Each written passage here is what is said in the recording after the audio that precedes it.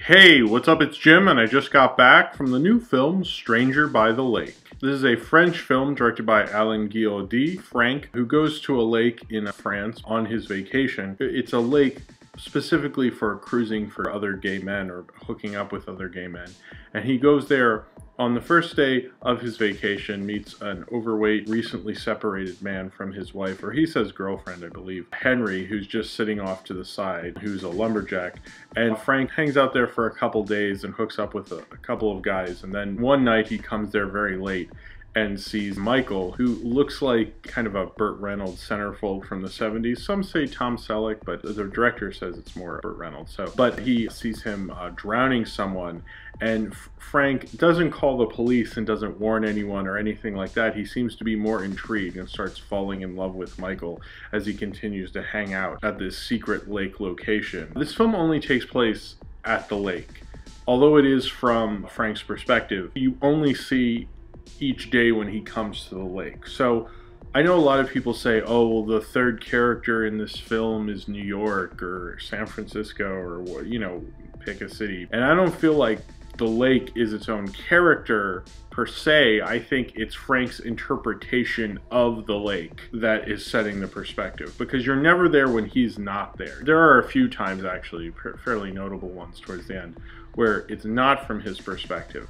But I view the lake mostly from his perspective and his feelings about it. This film has no music in it. It has no soundtrack whatsoever. It's just the breeze and the chirp of the lake. All the Foley for this film and all the sound background noises were recorded actually on location, and it kind of gives it a very genuine feeling, a very comforting feeling. And if you've ever gone to a lake or a park several times, I've never been to a lake or a park cruising for dudes, but I've been to a lake or a park that like is a place where, like, you know, this is where I come to think or something like that. It does take on a special meaning to you. And I think with these gay men who are coming to this lake, mostly they're naked quite a bit. I don't know enough about French culture to know if that's okay on a regular beach or lake or anything, but that these guys can like be very open in their sexuality. And this was a time, no one's really sure when this takes place, but everyone suspected kind of the early 90s because there's no cell phones and based on the cars that are at the lake and everything, but no one's really sure. Definitely post the AIDS crisis because of things they refer to,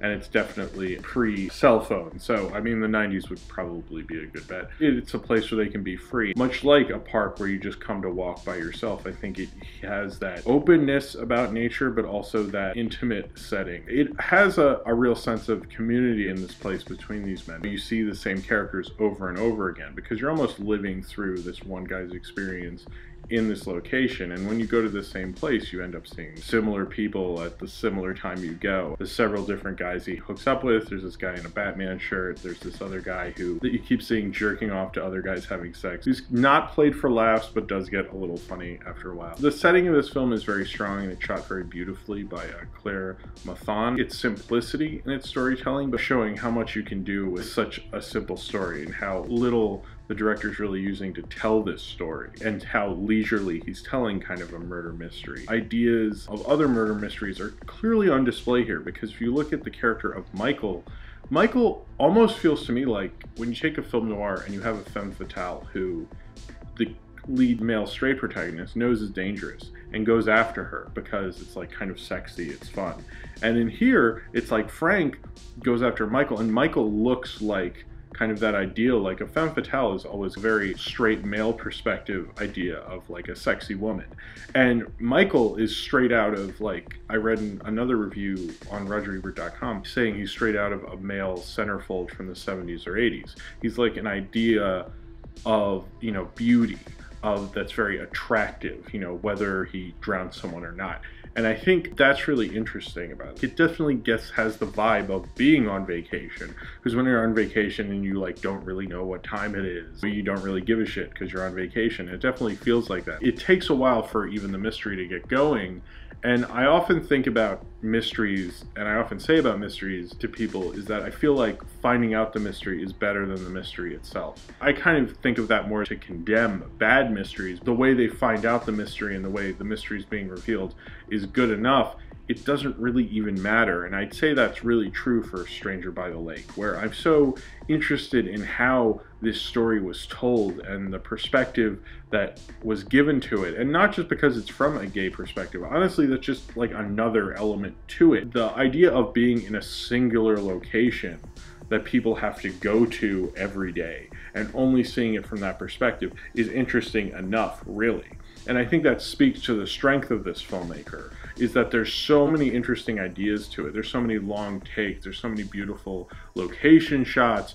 But also, I think the depiction of sexuality, it's just so frank about it. It's so much like, well, this is what guys are doing here. And that the character of Henry, who's this heavier guy who, you know, has just come out of a relationship and admits to a few gay experiences. Even though you have Michael there and he's very much the projected ideal, having Henry there as well and having this guy who just jerks off to other guys, you know, hooking up or having sex or doing whatever, shows more of a well-rounded view and a frankness about it and a frankness about this kind of a location. I presume. I've never cruised for guys, so what do I know? But it feels a little more real than having just a lot of attractive guys. It has very small independent quality to it. You can tell it's not just strictly a small independent film, but they shot it with a small crew in one location, and it's kind of like a simple film. And I kind of appreciate when you see films like that. It's almost like you're really showing what you can do as a director and a storyteller when you do something like that. You're not trying to put in complications or test, you know, what narrative can do. You're almost stripping everything to the bare bones and showing how well you can tell a story with such few little pieces. To me, why Stranger by the Lake is such an interesting film and an amazing film. I love films like that when you can pull it off and really engage you as a viewer. And it almost feels like kind of a low stakes murder mystery, but not in the way like another movie I saw a couple years ago, Cold Weather, is a low stakes mystery as well, but that was a little more sillier. This one is low stakes, but it feels like the stakes matter because it's in this location that means so much to Frank and to these guys and is kind of a sanctuary. I think this director gives it a personal vibe to it. He even says he went to a place like this a long time ago, but he didn't use the actual location he says that he went to. That's what he says, I don't know. And he tried to go to a warmer location for this. I think this is one of the better films, better murder mysteries I've seen in a long time, just because it's so stripped down but so different. I'm definitely going to see more films by this director, and I was kind of surprised. I mean, it has a lot of penis in this movie. I don't think I've ever seen a film with quite the amount of penis that's in this movie. That might turn a lot of people off, and which is unfortunate because I think this film is a stronger film. There's something very smartly made about its almost simplicity to it, but almost so well thought out, purposely simple. I don't think this would be like considered like an independent film like by a first-time director. It feels like a more experienced director kind of coming in and trying to do that now that he's had this experience and coming at it that way. And I actually think it's kind of a smarter way to do a film like this, because so many directors get so much more interested in overcomplication the bigger the film and trying to expand. And this feels almost like he's going back, but he's showing off more how good of a storyteller he is and how he can use only these, you know, few characters to tell a story. It makes you think about how mysteries are done, and I think about shows like Sherlock, a lot of these mysteries that people consider comfort food. I think I'm more bored by mystery stories now because there's so much of it. People are like, oh, I'm sick, I'm gonna watch a bunch of, you know, nice mysteries. But it's like, I think this is one of the few mystery films that really wants to challenge you, and not just, you know, its depiction of sexuality, but wants to challenge you in a way to show you like, well, like, what if we just do a mystery and just strip it down and don't have all these twists and turns, you know, and make it just about this one location that's incredibly central to what's going on in this mystery. As the film went on, I was more interested, I was more captivated by it. It kind of sneaks up on you. You're not really expecting, as it starts, I'm kind of just meeting the characters and I'm just so into seeing, you know, them talk amongst each other and having, you know, leisurely kind of vacation style conversations and attitudes. And then when you leisurely get into it, it all kind of fits together. It always bothers me when a film's considered like gay or queer or whatever and people won't see it because of that. And to me, it's like this film was like too good for me to just get upset because I saw a lot of dicks or something. But I also did actually like the frankness. Part of why I like film and why I like art in general is because you can like experience things that, like, if I showed up at a beach cruising for dudes, they're gonna be like, what's this weird straight guy doing here? And so like I get to like experience that, and I get to see what's going on there, and get to actually meet these characters and have like kind of feeling like I think when you really sell a character, you do feel like you have a relationship. And it's like a strong, I really felt like Frank, I really knew Frank, and I really knew Henry.